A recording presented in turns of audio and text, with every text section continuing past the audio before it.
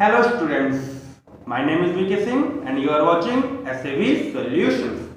So your wait is over now because from today I am going to start the syllabus of class 9th ICSE Chemistry. Okay, so let's start with the chapter the language of chemistry. For that let's go to the board. तो भैया language of chemistry, ठीक है। तो देखो भाई language of chemistry क्या है। देखो लैंग्वेज ऑफ केमिस्ट्री से अच्छा क्या समझते हो? केमिस्ट्री की लैंग्वेज क्या इंग्लिश नहीं यूज कर सकते इसमें? है हिंदी नहीं यूज कर सकते? क्या कर सकते, पर होता क्या है इंग्लिश हिंदी जब हम यूज करते हैं उसके अलावा भी हमको एक पर्टिकुलर नेम्स की जरूरत पड़ती है। जैसे अब केमिस्ट्री में नाम थोड़ा ना रख देंगे, मतलब कभी सुना है ऐसा कि एटम क्या सोडियम का नाम हो राजू, क्लोराइड का नाम हो बेसन, तो क्या बोलेंगे? राजू बेसन ले आओ, ऐसा बोलेंगे क्या? नहीं। तो इन्होंने कुछ नाम रखे अपने एलिमेंट्स को डिफाइन करने के लिए, है ना। जैसे सबकी अपनी अपनी लैंग्वेज होती है ना। कहीं पे कुछ बोला जाता है किसी चीज को, कहीं पे कुछ बोला जाता है, कहीं कहीं आप देखते होंगे अपने मतलब कहीं किसी रिश्तेदार के यहाँ जाओ तो आपके यहाँ जिस फ्रूट को कुछ और नाम देते होंगे वहां कुछ और नाम दे देते हैं। होता है ऐसा ना आप लोगों के साथ? तो देखो भाई होता क्या है कि इन्होंने अपने केमिस्ट्री में जो एलिमेंट्स यूज होते हैं जैसे ऑक्सीजन है, ठीक है, क्लोरीन है और आपका और भी जैसे हैं, तो इन सब का इन्होंने कुछ अपना अपने हिसाब से नाम रखा। क्या रखा? नाम रखा, ठीक है। जब नाम रखा तो क्या हुआ कि नाम रखने के बाद उस नाम को किस हिसाब से रखा गया वही सब हम इसमें पढ़ेंगे। फिर सिंबल्स रख दिए गए, तो कैसे रखे गए, क्या है, किस नाम पे रखे गए। देखो कुछ सिंबल्स का नाम तो उनके इंग्लिश लेटर से मिलता है, जैसे ऑक्सीजन का O रख दिया, क्लोरीन का Cl रख दिया, मगर अब ये Na कहां से आ गया? Na तो होता है सोडियम का। किसका होता है भाई? सोडियम का होता है। तो भाई Na सोडियम का होता है, इसका मतलब कि इसका कुछ और नाम रहा होगा। तो देखो ये नाम आया इसके लैटिन नेम से। किससे आया है भाई? लैटिन नेम से, क्योंकि पहले के जो साइंटिस्ट वगैरह थे ये ज्यादातर लैटिन ही लैंग्वेज का यूज करते थे, ठीक है। तो ये वर्ड आया है किससे? लैटिन से, ठीक है। तो वैसे सोडियम का नाम क्या होता है जिसकी वजह से Na आया? उसका नाम होता है नेट्रियम। क्या होता है भाई? नेट्रियम। यहीं से ये Na आया है। तो सोडियम का वैसे नाम क्या होता है? लैटिन नेम बोल सकते हैं या ग्रीक नेम भी बोल सकते हैं। तो वो क्या था? नेट्रियम। ऐसे बहुत सारे, जैसे गोल्ड है, गोल्ड का नाम Au से देते हैं। किससे देते हैं भाई? Au से देते हैं, ठीक है। इसके बाद पोटेशियम को K से बोलते हैं। क्यों बोलते हैं? क्योंकि गोल्ड का वैसे नाम क्या है? यूरियम है, इसीलिए ये Au यहीं से आया है। पोटेशियम का नाम क्या है भाई? कैलियम है ना। सोडियम फिर कैलियम जैसे रहे ऊपर से नीचे, इसीलिए इसका नाम K पड़ा है, K से, ठीक है। ऐसे बहुत से नाम है, ठीक है। ऑक्सीजन हम लोगों को लगता है कि ऑक्सीजन है, इसलिए वो, हालांकि इसका जो लैटिन नेम है वो भी O से ही है। वो क्या है? ऑक्सीजेनम। क्या है भाई? ऑक्सीजेनम। तो ये इसके कुछ लैटिन नेम है। जैसे क्रोमियम होना तो CH से चाहिए, पर Cr से लिखते ना, ठीक है। सिलिकॉन का सेलेक्स होता है, कैल्शियम का क्लैक्स होता है। तो ऐसा करता हूं मैं आपको एक टेबल शो करता हूं यहां पे, ठीक है, जिसके आपको लेटर नेम दिख जाएंगे, राइट।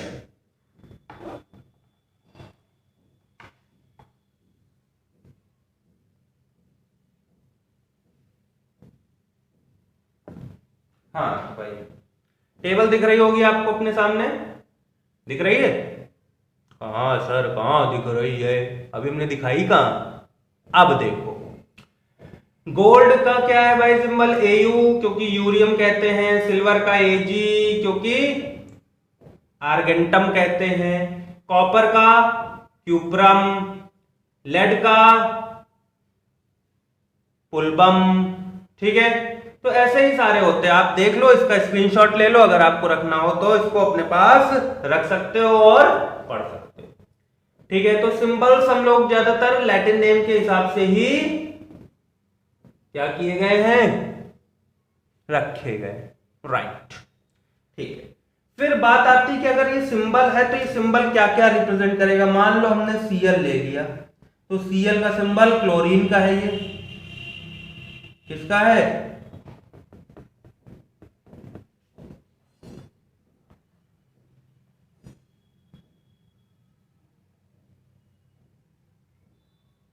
क्लोरीन। ठीक है, तो ये जो इसका ये एक लेटर है, ये क्या क्या चीजें रिप्रेजेंट करता है। तो देखो, ये नंबर ऑफ एटम्स भी बता देता है। क्यों, अगर कहीं Cl2 लिखा है मतलब उसमें क्लोरीन के 2 एटम है, कहीं खाली Cl लिखा है तो मतलब उसमें क्लोरीन का 1 एटम है।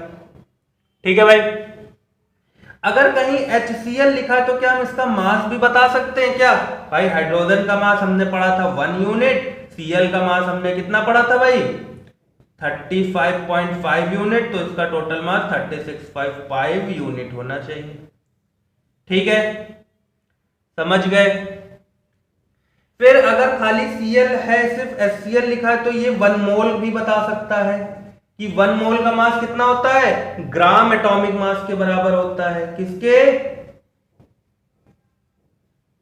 अब ये ग्राम एटॉमिक मास क्या है, देखो ग्राम एटॉमिक मास कुछ नहीं है, बस यही मास को अगर हम ग्राम के फॉर्म में रिप्रेजेंट कर दें तो वो हो जाता है ग्राम एटॉमिक मास। मतलब अगर हम कहते हैं 1 ग्राम में H कितने होंगे, तो H एटम कितने होंगे, वो होता है एवोगैड्रो नंबर के बराबर। और एवोगैड्रो नंबर क्या होता है भाई, कोई बता सकता है, what is Avogadro number, 6.023 into 10⁻23। अब एवोगैड्रो नंबर, जैसे दर्जन होता है ना, डजन, तो डजन हम 12 का मानते हैं, वैसे एवोगैड्रो नंबर इतने का। अब हम ये भी तो बोलते हैं 1 डजन मान लो बनाना है 1 डजन मान लो आपका रुमाल है या पेन है, तो मतलब क्वांटिटी बताता है। तो वैसे ये भी एवोगैड्रो नंबर क्वांटिटी बताता है कि कुछ भी हो सकता है, आयंस हो सकते हैं, एटम्स हो सकते हैं, मॉलिक्यूल हो सकते हैं। ठीक है, तो एवोगैड्रो नंबर क्या है, एवोगैड्रो नंबर की ये वैल्यू है। और एवोगैड्रो नंबर डिफाइन कैसे किया गया है, तो Avogadro number is defined as the amount of matter that contains as many elementary identities, जैसे एटम, मॉलिक्यूल और ion, as there are atoms in C12 isotope of carbon taken as 12 units। ठीक है, समझ में नहीं आया होगा, लिख देते हैं, समझाते हैं। देखो ध्यान से, देखो भाई क्या होता है Avogadro number,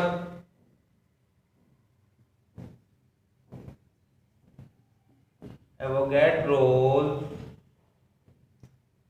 number is defined as the amount of the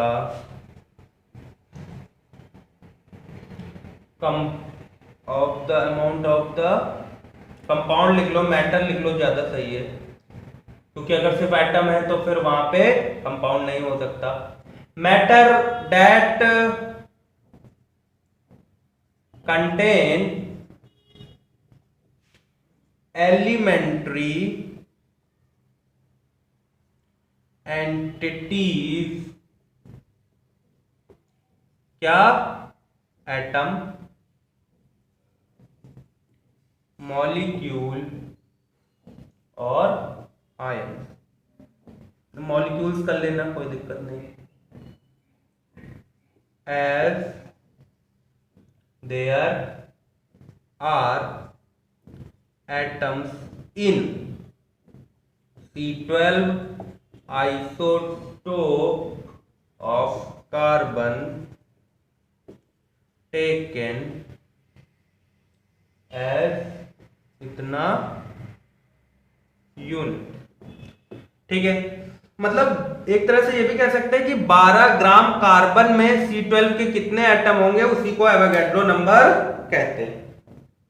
ठीक है, तो भैया 12 ग्राम में कितने होते हैं C12 के एटम?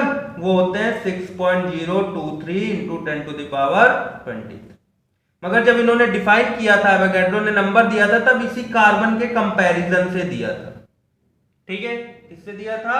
इसी कार्बन के कंपैरिजन से दिया था। इसीलिए हमने क्या बोल दिया? हमने क्या बोला कि कार्बन जितने C12 के एटम होंगे 12 यूनिट्स या 12 ग्राम में, वही होगा एवोगैड्रो नंबर। ठीक भाई, इतना समझ गए? पक्का? तो आगे बढ़े, चलो इरेज कर दें। तो देखो भाई, हमने बताया जैसे क्लोरीन था, ठीक है, क्लोरीन का हमने Cl बोल दिया, हाइड्रोजन का हमने H बोल दिया। तो ये क्या है? इन्हीं को हम बोलते हैं केमिकल सिंबल।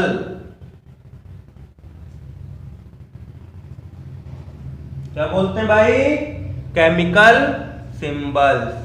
ठीक है, तो केमिकल सिंबल देखो क्या बताता है। अभी देखा क्या क्या बता सकता है केमिकल सिंबल? केमिकल सिंबल मास बता सकता है। ठीक है, अब ये केमिकल सिंबल लगते कैसे? जैसे ऑक्सीजन का O रख दिया, ठीक है, कार्बन का C रख दिया। अब मान लो कोई और C से शुरू होता है तो उसका क्या रखेंगे? तो उसके 2 लेटर ले लेते हैं, जैसे क्लोरीन के लिए Cl कर दिया, है ना। तो ये इसके लैटिन नेम से लिए गए होते हैं। किससे? लैटिन नेम से लिए गए होते हैं। तो हम क्या लिख सकते हैं? केमिकल सिंबल क्या है? तो chemical symbol is a symbol या the symbol is a short form that stand for the atom of an element. क्या है? केमिकल सिंबल शॉर्ट फॉर्म है एटम का, जो किसी एटम के लिए हम यूज कर सकते हैं। जैसे आपका एक तरह से आपको जैसे नहीं स्कूल में रोल नंबर मिल जाता है, तो अटेंडेंस के लिए फिर टीचर पूरा नाम नहीं बोलता, क्या बोलता है? Roll number 1 2 3 4। तो आपको एक अपनी आइडेंटिटी मिल गई। तो वैसे ही एटम को पूरा ना लिख के हमने क्या किया? उसका सिंबल लिखने लगे, तो हमें इजी भी होने लगा और हम इजीली रिमेंबर भी रख सकने लगे। ठीक है, तो वही बात फिर आई कि अगर एक से ज्यादा लोग उसी लेटर से स्टार्ट कर रहे हैं तो फिर हमने 2 नाम लेने शुरू कर दिए, है ना। तो इसी तरह केमिकल सिंबल रखा गया। ठीक है, केमिकल सिंबल मास भी बता देता है, वो हमने कैसे? एवोगैड्रो नंबर से, वो हमने आपको बता दिया। फिर बात आती है कि सिंबल ने बताया तो फिर सिंबल हम लोग ऐसे नहीं पढ़ते NaCl MgCl2। तो ये क्या है? तो ये देखो सिंबल के हिसाब से ही तो हमने फॉर्मूले लिखे हैं। तो इन्हीं को हम क्या बोल देते हैं? Molecular formula. Molecular formula. तो भैया देखो मॉलिक्यूलर फॉर्मूला क्या होता है? तो देखो मॉलिक्यूलर फॉर्मूला क्या होता है? It the molecular formula implies the symbol to donate the molecule or a compound। इस सिंबल की हेल्प से हम किसी भी मॉलिक्यूल को डिफाइन जब करते हैं तो वही उसका मॉलिक्यूलर फॉर्मूला हो जाता है। जैसे a प्लस बी का होल स्क्वायर को डिनोट कैसे करते हो भाई? a square plus B square plus C, sorry C कहां से हो गया, प्लस 2ab। तो क्या कह देते हो? क्या ये इसका फॉर्मूला है? क्यों? क्योंकि इसका हमने डिफाइन ही तो किया है इसको। तो कोई भी कंपाउंड है उसका मॉलिक्यूलर फॉर्मूला क्या होगा? उसके मॉलिक्यूल्स के सिंबल से बना हुआ वो फॉर्मूला जो उसको डिफाइन कर रहा हो, वो क्या है? उसका मॉलिक्यूलर फॉर्मूला। ठीक है, इतना समझ गए भाई? हाँ, तो देखते हैं मॉलिक्यूलर फॉर्मूला।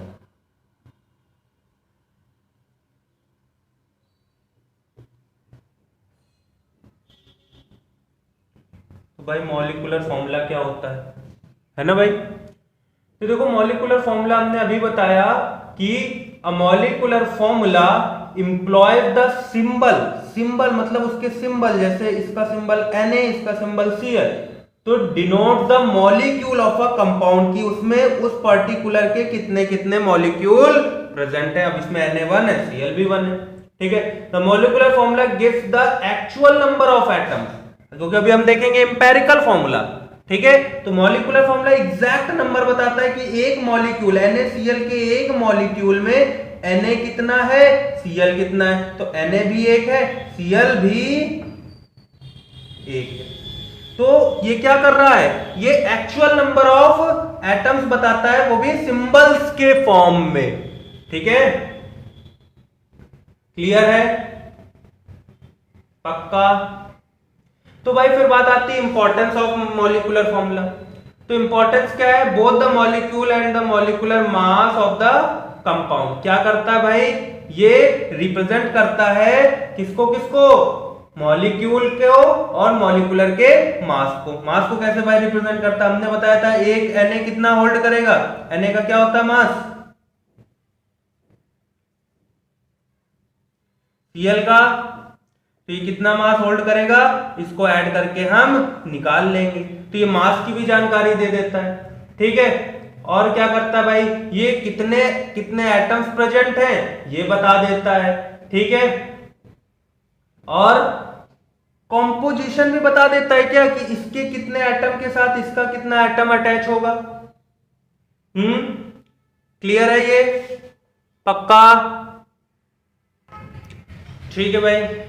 अच्छा देखो, और ये क्या बता सकता है, ये इसका नाम भी बता सकता है क्या। जब NaCl लिखा तो Na क्या होता है, सोडियम, Cl क्या होता है, क्लोरीन, मगर Cl की वैलेंसी है इसलिए क्लोराइड। अभी ये भी सीखेंगे कि नाम किस हिसाब से रखते हैं, ठीक है। तो क्या नाम पड़ गया, सोडियम क्लोराइड। तो ये हमें नाम भी बता देता है। मान लो किसी का मॉलिक्यूलर फॉर्मूला हमने कहा CO2, तो ये देखो क्या CO2, तो ये हो गया कार्बन, 2 O है तो डाई, O है तो ऑक्साइड, कार्बन डाइऑक्साइड। तो क्या इससे हमें नाम भी पता चल गया क्या भाई, नाम भी पता चल गया, ठीक है। तो मॉलिक्यूलर फॉर्मूला ये सारी चीजें हमें बता देता है। क्या बता देता है, इनका मास बता सकता है कि एक मॉलिक्यूल में मास कितना होगा, ठीक है। इसके बाद ये बता देगा कि ये जो मॉलिक्यूल बना है ये किस किस एटम से मिलके बना है। फिर ये भी बताएगा कि किस किस एटम का कितना कितना नंबर इसमें है, और नाम भी उनका बताएगा। तो इतने सारे काम करेगा मॉलिक्यूलर फॉर्मूला। फिर मॉलिक्यूलर फॉर्मूला के बाद आता है इंपेरिकल फॉर्मूला। क्या आता है भाई, इंपेरिकल फॉर्मूला। तो जल्दी से देख लेते हैं क्या होता है भाई इंपेरिकल फॉर्मूला। इरेज कर देंगे, चलो मिलते हैं इंपेरिकल फॉर्मूले के साथ अभी जस्ट नाउ, ठीक है। तो बात करते हैं इंपेरिकल फॉर्मूले की। इंपेरिकल फॉर्मूला, तो देखो बच्चों इंपेरिकल फॉर्मूला क्या है। देखो अभी मॉलिक्यूलर फॉर्मूला देखा क्या हमने, तो देखो मॉलिक्यूलर फॉर्मूला जो था वो एग्जैक्ट नंबर बताता था। मान लो HO2 है, वैसे ऐसा होगा नहीं, H2O लिख ले ज्यादा सही है। मान लो, तो ये देखो इसने एक्चुअल बताया, तो देखो इसका इंपेरिकल फॉर्मूला तो H2O ही होगा। मगर अगर हम कहें H2O2 तो इसका इंपेरिकल फॉर्मूला बनता है HO। अब देखो भाई डिफरेंस क्या है, मॉलिक्यूलर फॉर्मूला जो होता है ये हमें एग्जैक्ट नंबर बताता है उसके एटम्स का जो मिलके उस मॉलिक्यूल को बना रहे हैं, ठीक है। क्या ये एग्जैक्ट नंबर बताएगा किस चीज का है, हाँ, जिससे मिलके ये मॉलिक्यूल बन रहा है। मगर इंपेरिकल फॉर्मूला जो होता है ये दोनों के बीच का क्या होता है, सिंपलेस्ट रेशियो होता है। सिंपलेस्ट रेशियो होता है। क्या होता है भाई, सिंपलेस्ट रेशियो, ठीक है। अब ये सिंपलेस्ट रेशियो का मतलब आप समझ रहे हैं। अब देखो यहां पे रेशियो निकालो 2 और 1 का, तो 2 और 1 ही रहेगा। पर यहां देखो 2:2 करोगे तो ये कट के 1:1 हो जाएगा क्या, समझ रहे हो इस बात को। अगर मान लो हमारे पास कोई कंपाउंड ऐसा होता जैसे Ca2O2, ठीक है। अभी जब मॉलिक्यूलर फॉर्मूला बनाना सीखेंगे तो देखेंगे भी, ठीक है। अब ये कह रहा है Ca2O2, ठीक है। तो अब Ca2O2 का क्या मतलब है, इसका जब सिंपलेस्ट फॉर्म करोगे तो क्या बनेगा, CaO, है ना। जैसे H2O2 का हमने बताया, 2 से 2 क्या हुआ, कैंसिल हो गया, क्या बना, HO बना। तो ये इसका इंपेरिकल फॉर्मूला, इंपेरिकल मतलब यहां पे जो चीजें होंगी वो सिंपलेस्ट रेशियो में होंगी। तुम ऐसे नहीं लिख सकते H4O2, नहीं, ये एग्जांपल दे रहे हैं, इसको ये कंपाउंड है कि नहीं इट डजंट मैटर, ठीक है, एग्जांपल सिर्फ समझो। कह रहा है H4O2, ठीक है, H4O2, तो इसको जब मॉलिक्यूलर फॉर्मूला तो ठीक है, क्योंकि मॉलिक्यूलर फॉर्मूला एक्चुअल नंबर बताता है, मगर इंपेरिकल फॉर्मूला सिंपलेस्ट रेशियो में बताता है कि मतलब अगर इसका इंपेरिकल फॉर्मूला लिखोगे तो तुम्हें H2O लिखना पड़ेगा। क्यों, क्योंकि ये तो एक बार कट जाएगा, ये 2 और ये बन जाएगा, तो ये H2O बन जाएगा। ये समझ पा रहे हैं, मतलब इंपेरिकल फॉर्मूला जो है उसमें अगर कोई दोनों या तीनों या चारों कितने भी हैं उसमें से कुछ कॉमन आ रहा है तो वो कट जाएगा, है ना। नहीं कुछ कॉमन आ रहा तो 1 तो कॉमन आता ही है। तो क्या हम ऐसा लिख सकते हैं क्या कि molecular formula is equal to n times empirical formula.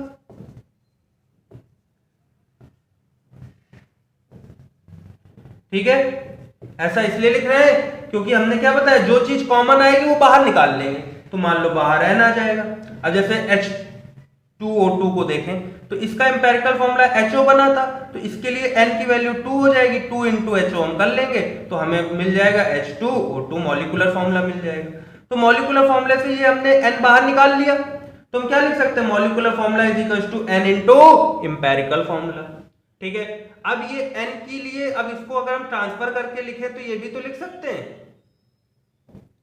कि n is equal to molecular formula upon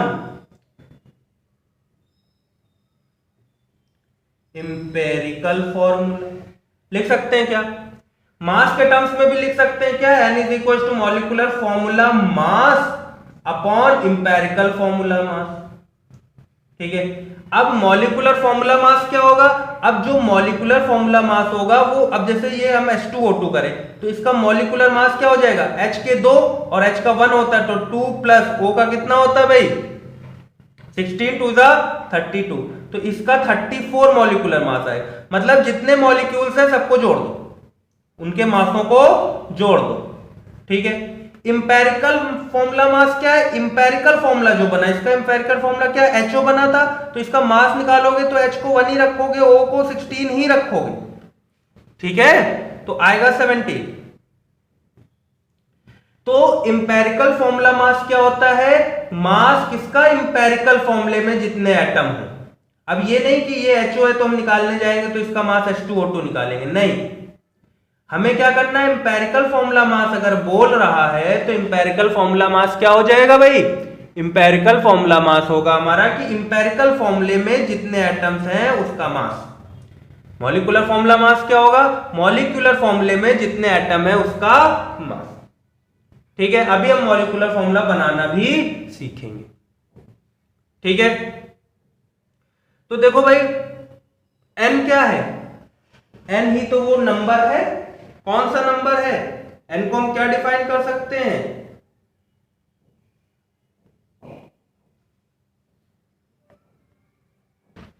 n क्या है, n एक सिंपल होल नंबर है। यहां पे क्या है, n एक सिंपल होल नंबर, मान लीजिए 1 2 3 4। ठीक है, अब ऐसा नहीं कोई कि काटने बैठ जाएगा, मान लो हमारा रेशियो है 2:3, तो इसको कह दो सर हम काट दें, इसको लिख दें 1, इसको लिख दें 1.5, नहीं 1.5 नहीं, n जो कॉमन जाएगा वो सिंपल होल नंबर होना चाहिए, मतलब ये n नेगेटिव भी नहीं हो सकता।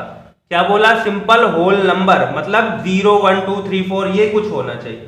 ठीक है, ऐसा नहीं कि यहां पे अगर मान लो लिखा है 2:3 तो इसको 0.5 से काटने पहुंच गए, सर 0.5 से काट देते, 0.5 कॉमन ले लें, आगे 0.5 लगा दें, नहीं कर सकते।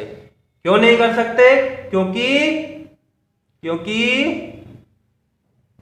हाँ n क्या है, होल नंबर होना चाहिए, तो 0.5 होल नंबर नहीं होता है। उसी तरह इंपेरिकल फॉर्मूला जो हमने बनाया वो भी यहाँ पे नंबर कैसे होने चाहिए, सिंपलेस्ट रेशियो में होने चाहिए। सिंपलेस्ट रेशियो मतलब 1 2 3 4 5 6 ऐसे नंबर्स होने चाहिए, 1 और 1.5 नहीं होगा। ठीक है, तो ये था एम्पिरिकल फॉर्मूला और मॉलिक्यूलर फॉर्मूला। बोला करो, मन में ही बोला करो, कम से कम। पता है वीडियो देख रहे हो आप, फिर भी मन में तो बोल ही सकते हैं ना। ठीक है, चलो भाई, तो आज के लेक्चर में इतना ही रखेंगे। टाइम हो रहा है, देखा लेक्चर मैंने देखा करीब 26 मिनट का लेक्चर हो गया है। ठीक है, तो मिलते हैं नेक्स्ट वीडियो में, नेक्स्ट लेक्चर में। किसके साथ? How to write a molecular formula. ठीक है, फॉर्मूला कैसे लिखेंगे मॉलिक्यूलर, ये हम देखेंगे, और कुछ रूल्स देखेंगे कि एसिड्स को नाम कैसे देते हैं या केमिकल कंपाउंड्स को नाम कैसे देते हैं। तो आपके सिलेबस में जितने होंगे हम उतने ही देखेंगे। ठीक है, सारे के रूल वही अप्लाई होगा। ठीक है, मगर सारे रूल्स पढ़ लें ये तो अभी जरूरी नहीं है ना। क्यों? अभी 9th स्टैंडर्ड है, फिर 10th आएगा तो और कुछ पढ़ेंगे, फिर 11th में और पढ़ेंगे, फिर 12th में और पढ़ेंगे, है ना। ठीक है, फिर बातें कुछ वैलेंसी के बारे में होंगी। ओके, तो मिलते हैं नेक्स्ट वीडियो में, तब तक के लिए tata bye bye and be safe.